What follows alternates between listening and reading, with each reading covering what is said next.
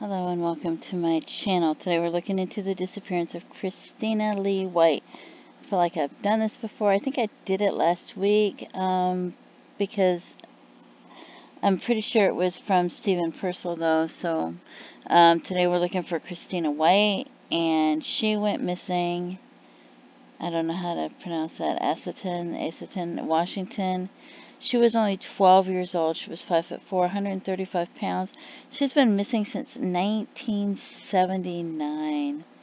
So if you have any information at all, if you know anything, whether you feel it's relevant or you're not sure if it's relevant, please contact the authorities, and there is their phone number. You might could find their email online. You might could even find it on Facebook and Facebook messaging. Anyway, 12 years old, 5'4", 135 pounds. She was wearing blue jeans, a red leather sneakers, and possibly a tan and pink striped shirt.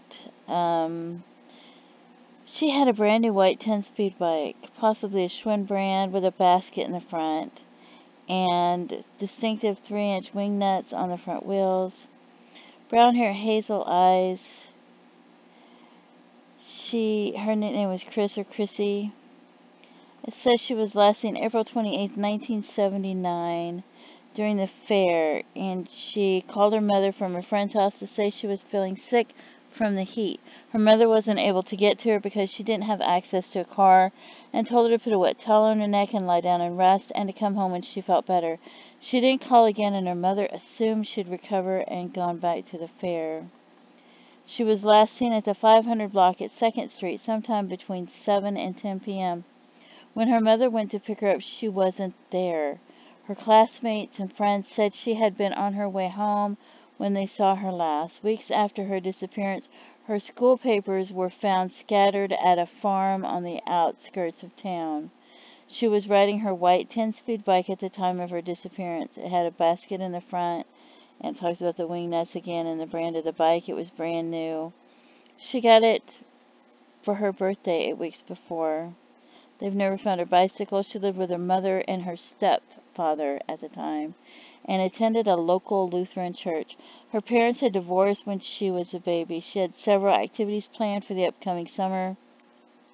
She had a couple camping trips, a baseball, and spending a month with her father. Authorities don't believe she left willingly. Christina's disappearance may be connected to the 1982 disappearance of Stephen Purcell and the murders of the stepsisters Christina Nelson, 21, and Jacqueline A. Brandy Miller, 18, as well as the 1981 murder of Kristen David, a University of Idaho student whose dismembered body was found in Snake River 8 days after she vanished on a bike ride. But it could be separate. Don't want to get the tunnel vision and put them all together. But they all disappeared from Lewiston, Idaho on the same night. The women were last seen walking to the grocery store, and Purcell vanished from the Lewiston Civic Theater where he worked. Nelson and Miller's bodies were found in a canyon in Kendrick, Idaho in 1984. Purcell has never been located, but he is believed to have been a homicide victim. Authorities believe it's possible Purcell witnessed the women's murders and was himself killed as a result.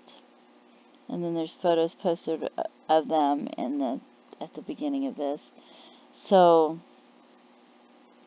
they have a person of interest in all those cases. They said he's never been named, publicly identified, but he has. He lived at the home where Christina was just before she disappeared, and was one of the last people known to have seen her.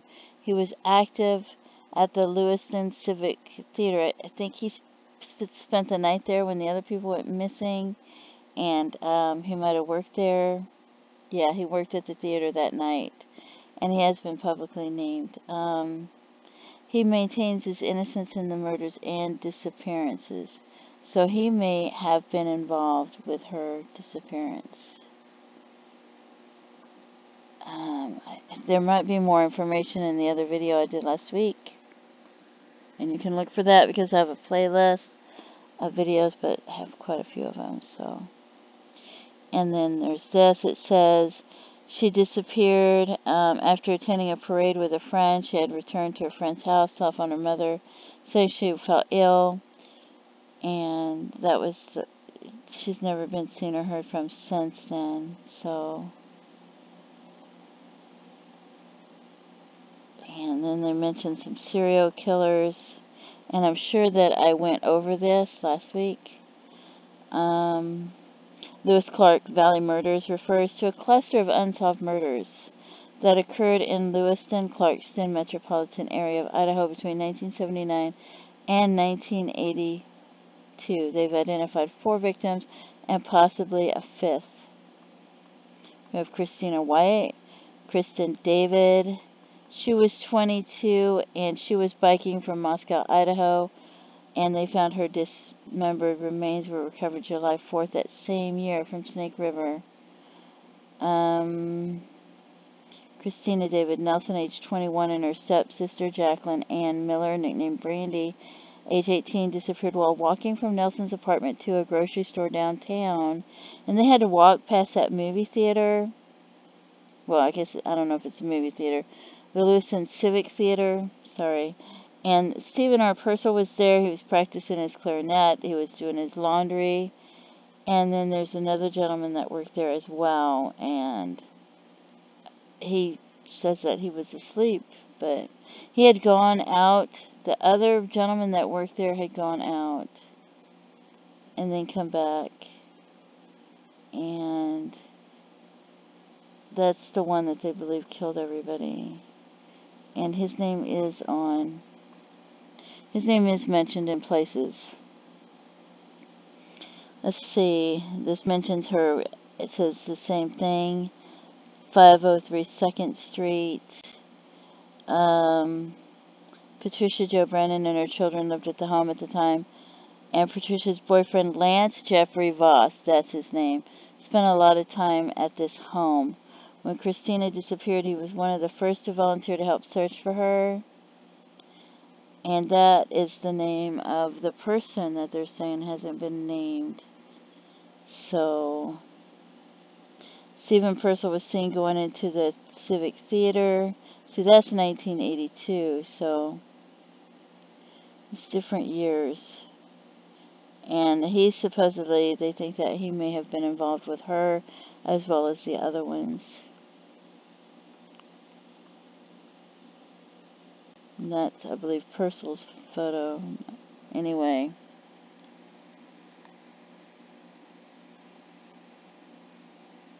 I don't know if that person whose name is Voss, Lance Jeffrey Voss, I don't know if he is the person who did any of it, because he maintains his innocence.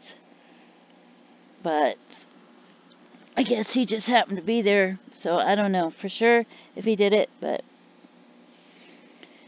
it's quite possible. So anyway, they haven't found her remains, so today that's who we're looking for. If you have any information at all, please contact authorities and let them know, because they don't know what happened to her. It's been a lot of years and it's very sad. And hopefully somebody out there knows somewhere, or they find her remains. Anyway, don't forget to stop and pray for her family and her loved ones. And thank you so much for tuning into my channel. Have a great day. Bye-bye.